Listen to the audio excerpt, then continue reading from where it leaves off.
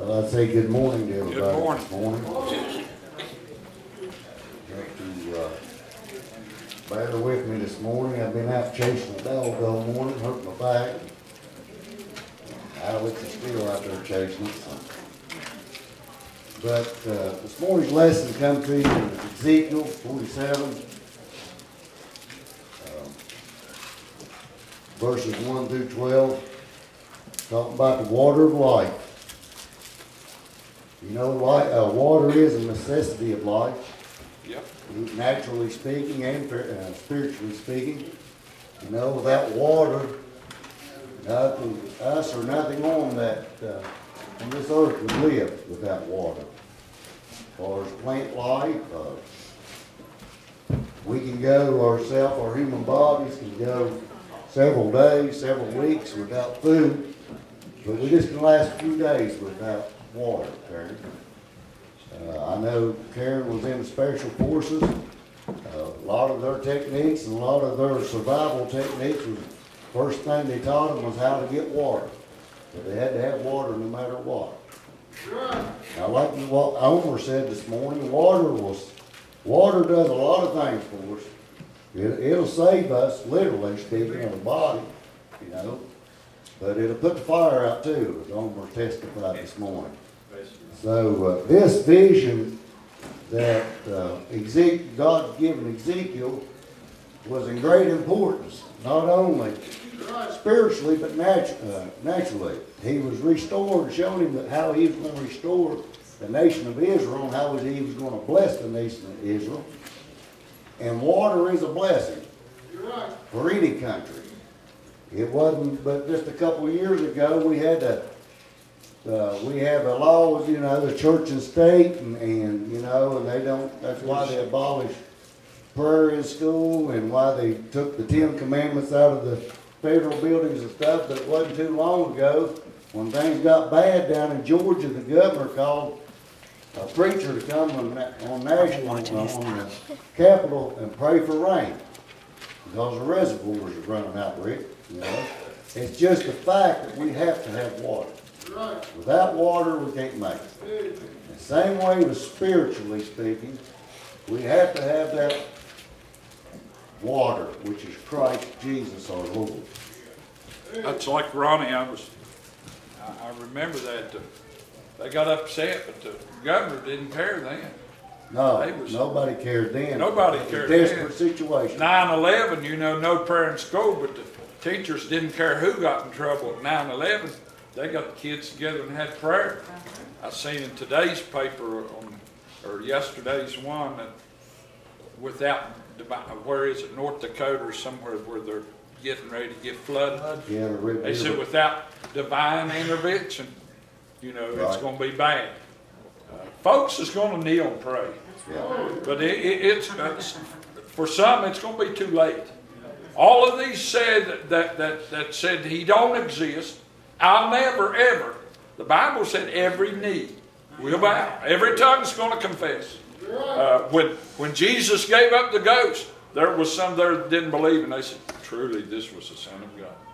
But it was too late. They done killed him. Go ahead. That guy said, I want to tell you something about that. He said this morning about that Red River. You were talking about Richard? Yeah. He said every indication that they had tested up and down that river, showing that river was raised 42 feet. But it didn't. And it stopped at 40 feet and some inches. God said, do you reckon that they recognize? I said, do you reckon that they recognize that God was in control? Yeah. God sent an angel. How do you think of that? I'd say they did. I'd say they was a lot of people praying. Well, our lesson today starts out afterward, but you got to know after what.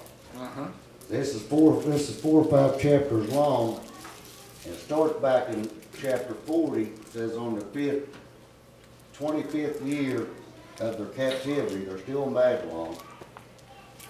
In the 10th month and 14th day in that city, is the same day that Jerusalem was smitten.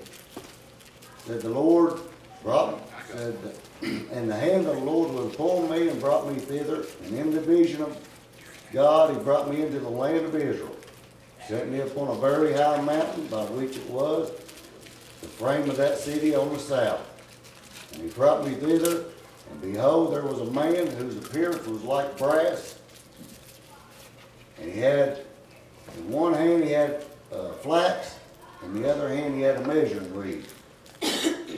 So he took him and showed him how that the sanctuary was going to be rebuilt in Jerusalem through 40 through 42, and he measured and showed him all about how it was going to be built.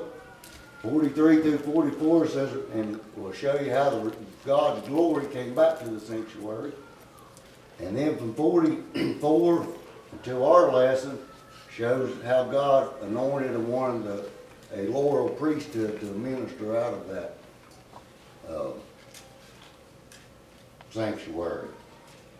So now it brings us up to date. He's still in this vision, and everything showed how the sanctuary was going to be rebuilt, and how the glory of God was going to return to that sanctuary in Israel, and how everything was going to be reinstated. And now we get to afterwards. So if you would, I'll get y'all to read the lesson starting on my left, on the first verse, and read through the 12 verses. Ronnie, let somebody else start because I brought the wrong glasses. It's just a blur. That's okay. Afterward, he brought me again unto the door of the house, and behold, waters issued out from under the threshold of the house eastward, where the forefront of the house stood toward the east, and the waters came down from the right side of the house at the south side of the altar. Then brought he me out of the way of the gate northward, and led me about the way without unto the other gate by the way that looketh eastward, and behold, there ran out waters on the right side. When the man that had the line in his hand went forth eastward, he measured 1,000 cubits. And he brought me through the waters. The waters were to the ankles. Again he measured 1,000, and he brought me through the waters. The waters were to the knee. And again he measured 1,000, and brought me through. The waters were to the loins. Afterward he measured 1,000, and it was a river that I could not pass over. For the waters were risen, waters to swim in, a river that cannot be passed over. And he said unto me, Son of man, hast thou seen this? Then he brought me and caused me to return to the brink of the river. Now when I have returned, behold, at the bank of the river were very many trees on the one side and the other.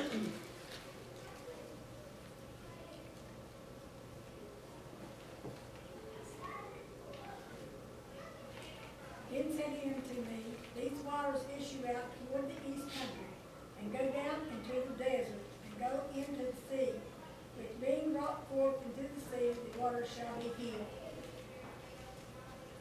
And it shall come to pass that everything that liveth which moveth, whithersoever the river shall come, shall live, and there shall be a very great multitude of fish, because these waters shall come hither, for they shall be healed, and everything shall live whether the river comes. Yeah. And it shall come to pass that the fishers shall stand upon the Engedi, even unto the Engelim. They shall be a place to spread forth nets. Their fish shall be according to their kinds, as the fish of the great sea, exceeding many. That the marry places thereof and the marshes thereof shall not be healed, they shall be given to salt.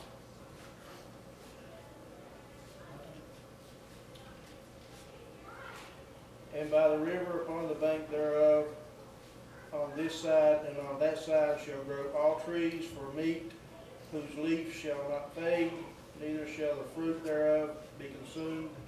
It shall bring forth new fruit according to his months, because their waters they issued out of the sanctuary.